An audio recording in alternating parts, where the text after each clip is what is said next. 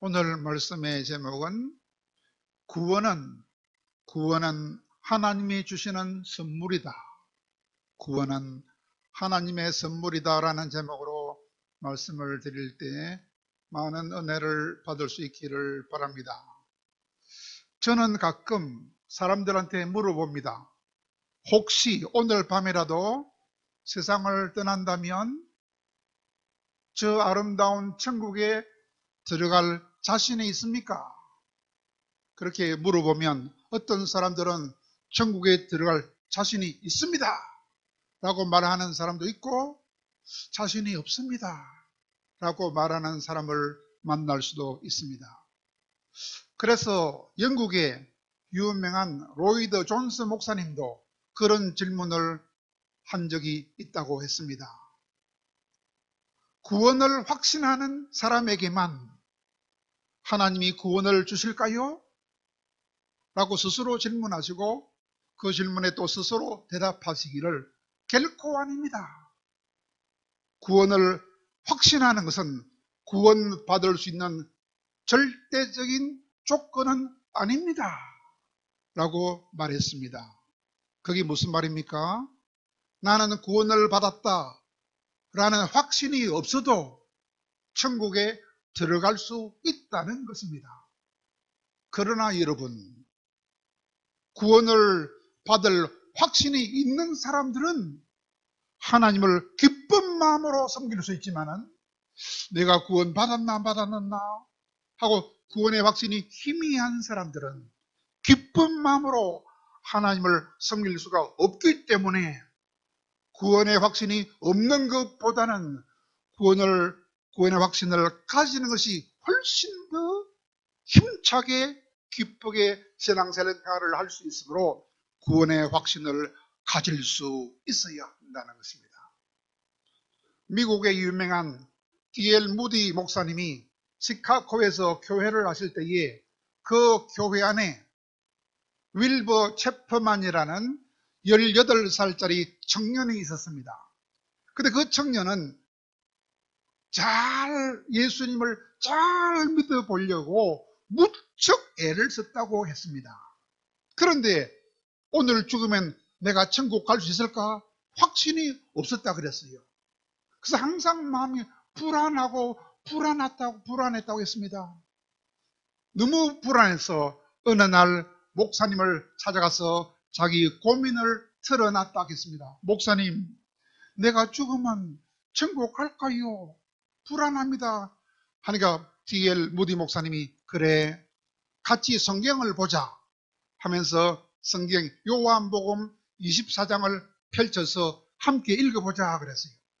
거기 뭐라고 써놨느냐? 내가 진실로 너희에게 이르노니 내 말을 듣고 또 나를 보내신 하나님을 믿는 사람은 영생을 얻었나니, 그 말씀을 함께 읽었다고 그랬어요.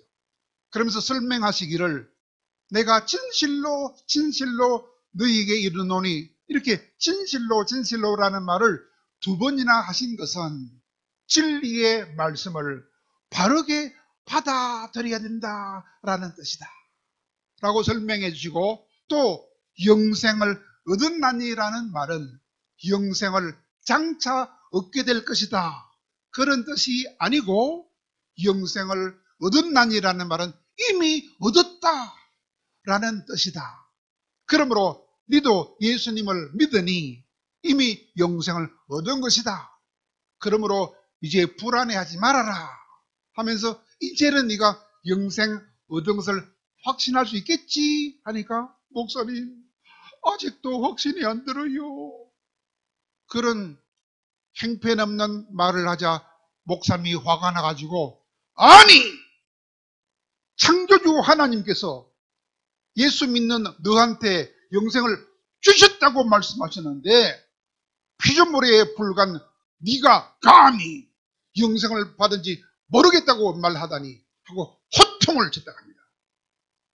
그러자 그 18살짜리 청년이 정신이 번쩍 들어가지고, 내가 영생 얻었구나 확신을 가지고 그때부터 너무 기뻐서 이야, 이제 내가 영생의 확신, 구원의 확신을 많은 사람에게 전하는 목사가 되어야지 하고 목사가 되었다고 그럽니다.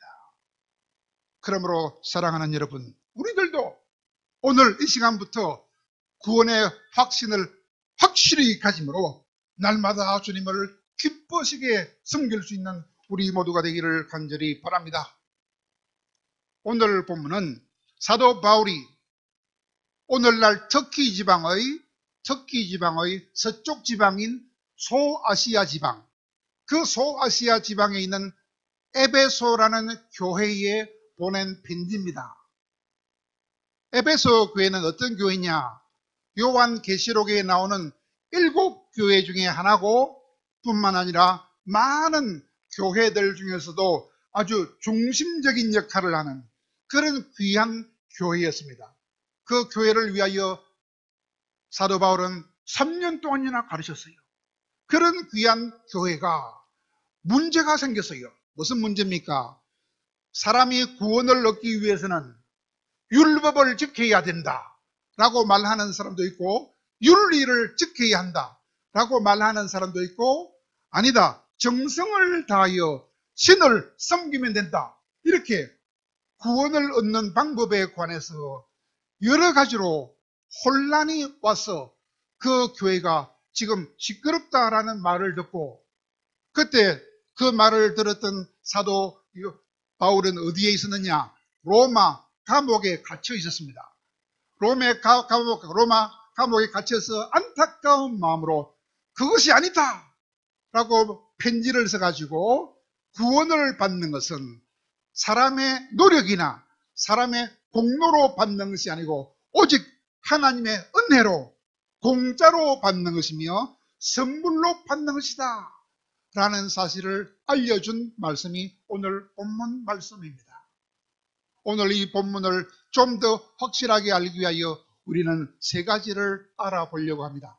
첫째로는 구원은 도대체 무엇이냐? 구원은 도대체 무엇이 구원이냐? 그리고 왜 우리는 구원을 받아야 하느냐? 구원을 받을 필요성을 알아보겠습니다. 두 번째는 구원은 누가 줄 수 있느냐? 피조물인 인간이 줄 수 있느냐? 아니면 창조주 하나님만이 줄 수 있느냐? 그것을 알아보기를 원하며, 세 번째는 구원을 받은 사람들은 그러면 그 구원받은 은혜에 보답하기 위하여 어떻게 살아야 하느냐? 구원받은 은혜를 보답하기 위하여 어떻게 살아야 하느냐?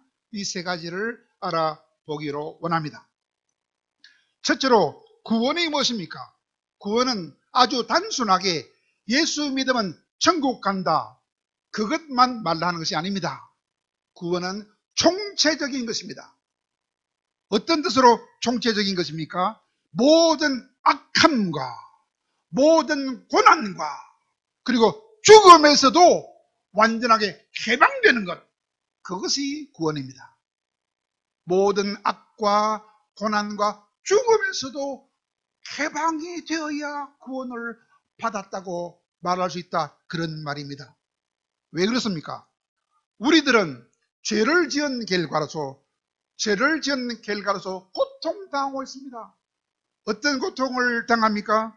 거짓말, 불의, 정오, 미움, 결핍, 갈등 등등 각종 악과 고난에 짓눌리고 있습니다. 이것은 마치 감기에 걸리면 각종 증상이 나타나지요. 콧물이 나고 목이 아프고 머리가 아프고 각종 감기 증상은 나타나지만 그 원인이 무엇입니까? 감기를 가져오는 바이러스 때문에 그런 증상이 나타나는 것처럼 우리 몸에 죽음을 갖다주는 죽음의 병균들이 이미 들어와 있습니다. 그래서 죽음을 가져오는 병균들이 우리 몸 안에 각종 증상을 일으킵니다. 그러므로 우리가 나는 아직 살았다라고 말은 하지만은 그러나 멀지 않아 죽을 것이 분명합니다. 그러므로 성경은 우리를 뭐라고 합니까? 너희들은 죽은 자다. 죽은 자들이라고 말씀합니다. 그러므로 죽음을 가져다 줄 죽음의 병균들을 알고 그 병균들을 제거해야 구원을 받을 수 있습니다. 그것이 구원받을 필요성입니다. 우리 안에 죽음을 가져오는 병균을 다 제거하지 않으면 구원받아 천국 못 가고 구원 못 받고 지옥에 떨어지기 때문에 죽음을 가져오는 병균을 제거해야 구원받고 천국 가는 것입니다.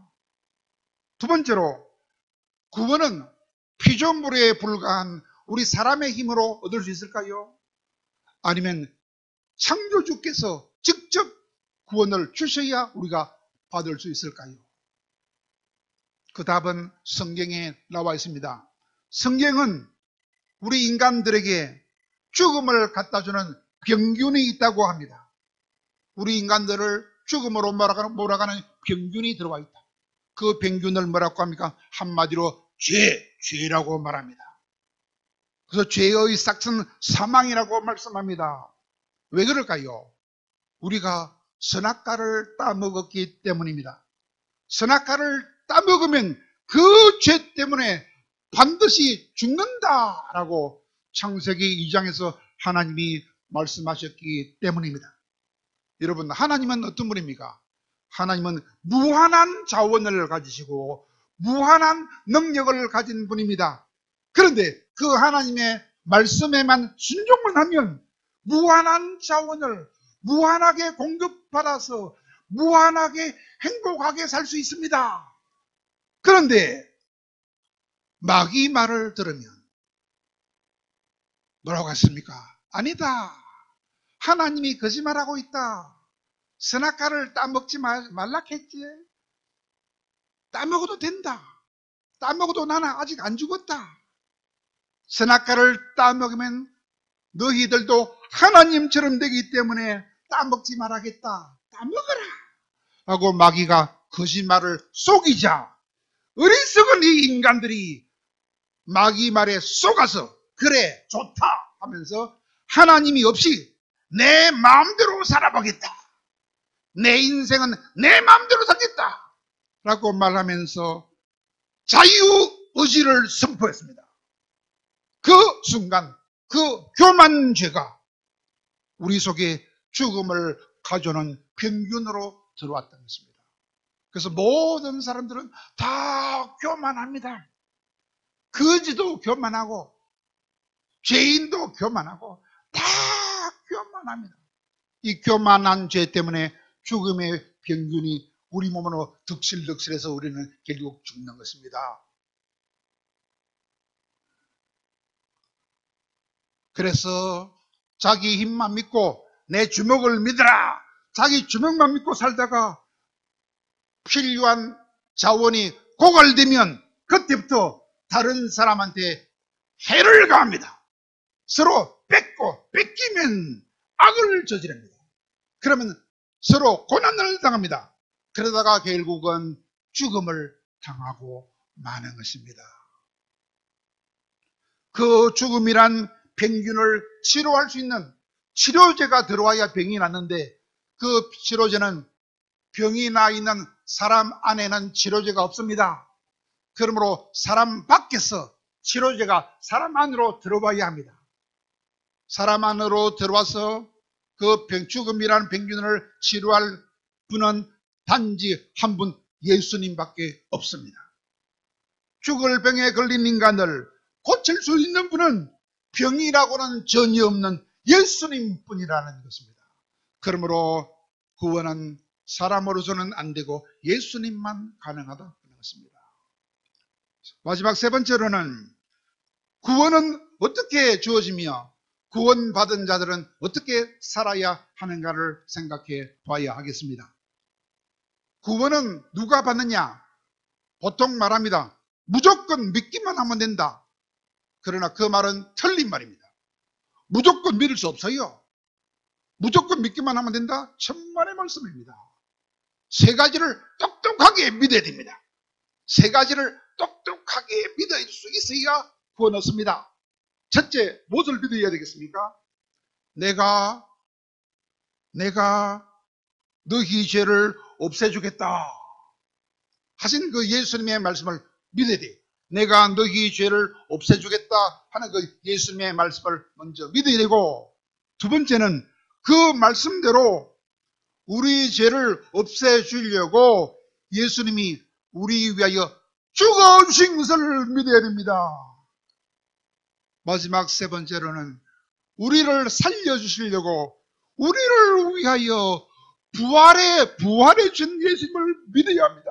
이 세 가지를 확실히 믿어야 구원을 얻을 수 있습니다. 다시 말합니다. 첫째 뭐라고요?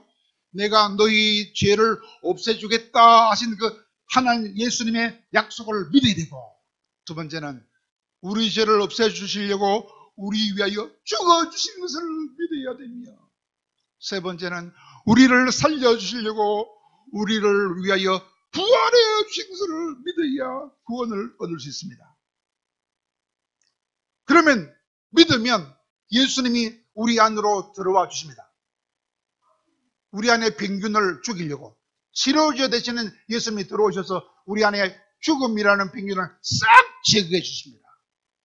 그리고 우리 안에 남아있는 악을 제거하시고 죽음조차도 제거하여 주시는 것입니다. 이것이 구원입니다.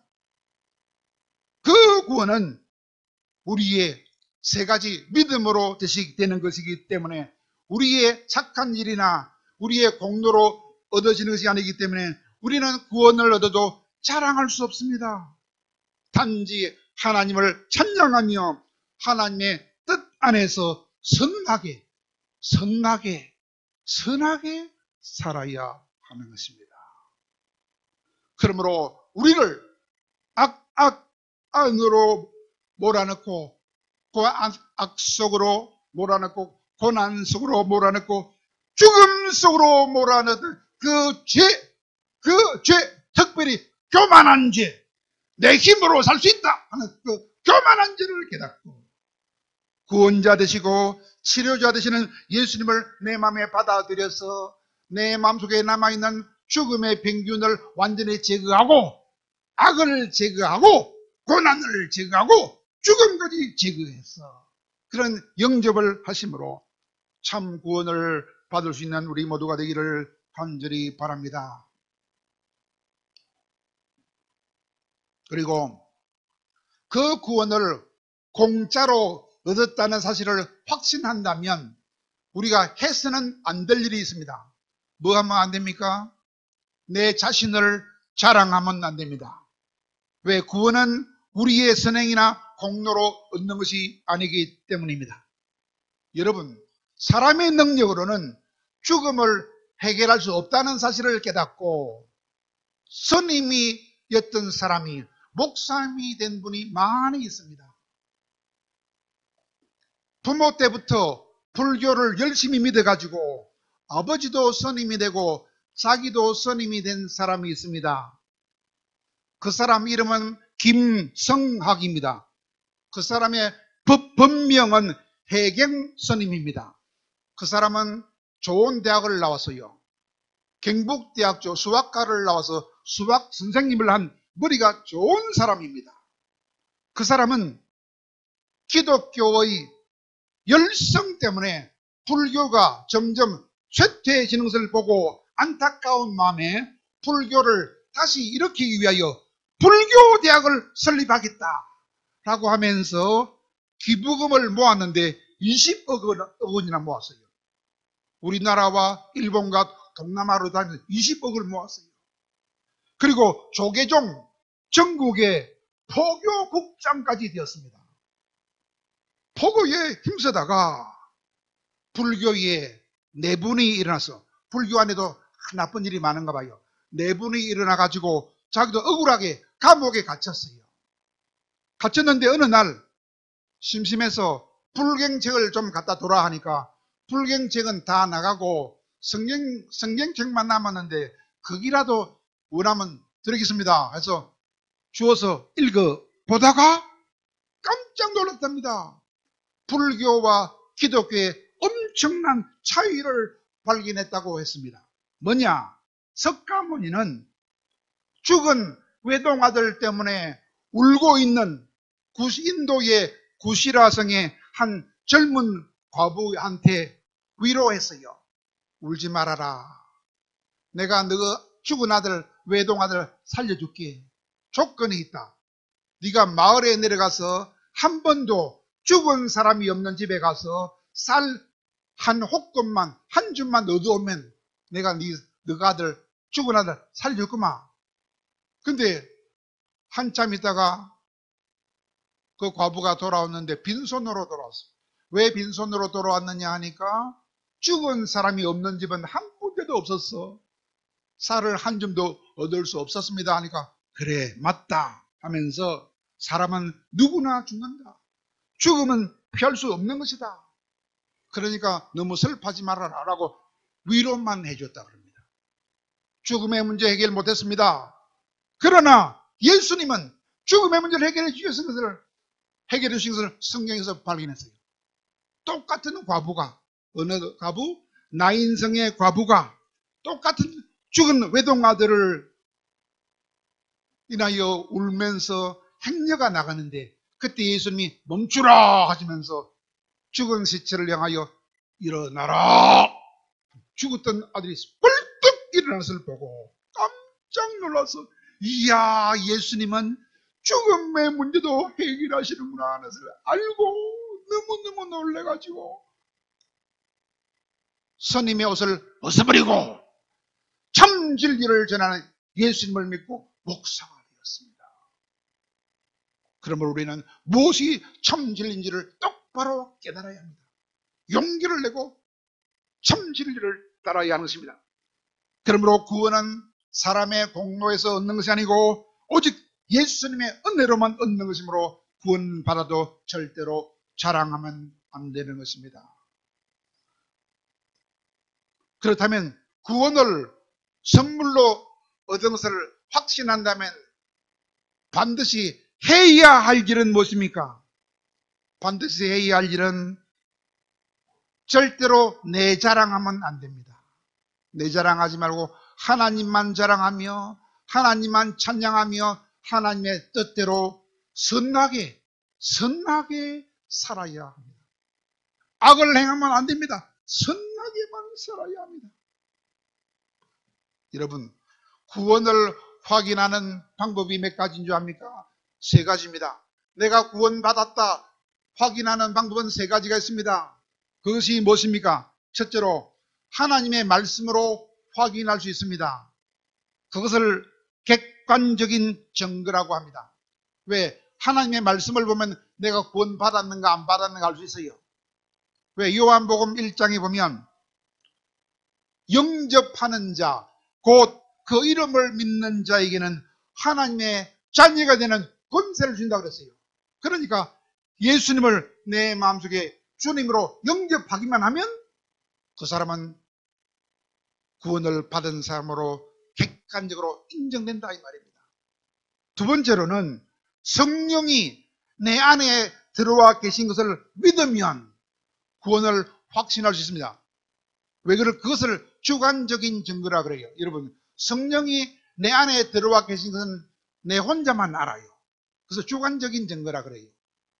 왜 그럴까? 성경에 보니까 성령이 친히 우리의 영과 더불어 우리가 하나님의 자녀됨을 증언하느니라 했어요. 내 안에 계신 성령이 너는 하나님의 자녀다 이렇게 증언을 해줘요. 마지막 세 번째는 열매를 보면 알 수 있어요. 열매. 그것을 뭐라고 하느냐? 공동의 증거라 그래요. 누구라고 보면 알 수 있어요. 야, 저 사람 구원받았구나. 누구나 보면 알 수 있어. 공동의 증거라. 뭐 보고 알 수 있어? 열매를 보면 알 수가 있어요. 무슨 열매입니까? 예수님이 사랑을 베푼 사람을 예를 들면서 사마리아 사람을 예를 들었지요. 너희들도 저 사마리아 사람이 사랑을 베푼 것처럼 사랑을 베풀어라. 그리하면 너도 영생을 얻을 수 있다. 이렇게 말씀했어요. 왜? 바리새인이 와서 말했거든요. 예수님, 어떻게 영생을 얻을 수 있습니까? 그러니까 사랑을 베풀어야 한다. 누가 사랑을 베풉니까? 선한 사마리아 사람이다. 니도 저렇게 사랑을 베풀어라. 그러면 니도 영생을 얻을 수 있다고 말씀하셨습니다. 그러므로 사랑하는 여러분, 우리도 이 세 가지 증거를 통하여 이야 나도 영생을 얻었구나라고 구원을 확신하게 됨으로써 오늘부터 아주 기쁜 마음으로 하나님을 섬길 수 있기를 바랍니다. 그때 조심할 것은 하나입니다. 절대로 내 자랑하면 안 된다는 것입니다. 힘써야 할 것이 무엇입니까? 힘써야 할 것은 하나님만 자랑하고 하나님만 찬양하면서 하나님의 뜻대로 어떻게 살아야 한다? 선하게 살아야 한다는 사실을 기억하시고 날마다 하나님께 감사하며 하나님께 찬양을 올려드리며 날마다 자기 자랑을 절대 하지 말며 선하게 살아서 구원받은 자로서 날마다 기쁘게 하나님을 섬길 수 있는 진실한 훌륭한 신자들이 다 될 수 있기를 간절히